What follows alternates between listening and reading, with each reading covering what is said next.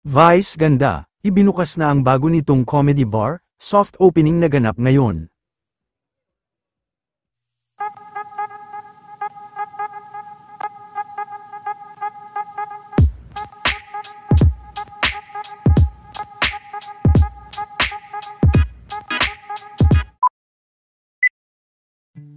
Sa pagpasok ng buwan ng Hulyo ngayong araw, ay opisyal naman na ibinukas ni Vice, ang bago nitong business, at bago nitong comedy bar sa Quezon City, at very hands-on din ito pagdating sa kanyang bagong negosyo.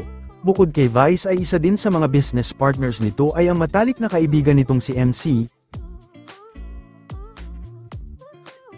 Ngayong gabi naman ang kanilang soft opening, at nakita na nga ng mga malalapit kay Vice at ng mga guest nila ngayong araw sa club, ang loob ng kanyang comedy club.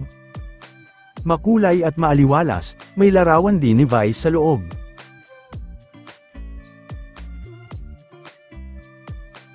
Makikita naman na nakalagay sa labas ng comedy bar na may 250 pesos na door charges ang mga bibisita dito.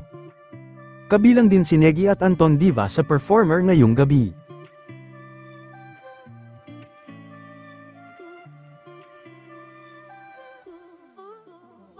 Habang gumagayak naman si Vice kanina paalis, ay nasa bahay naman nila ang kanyang mga kaibigan. Biniro din si Vice ng kaibigan nito at humiram pa ng damit. Oo.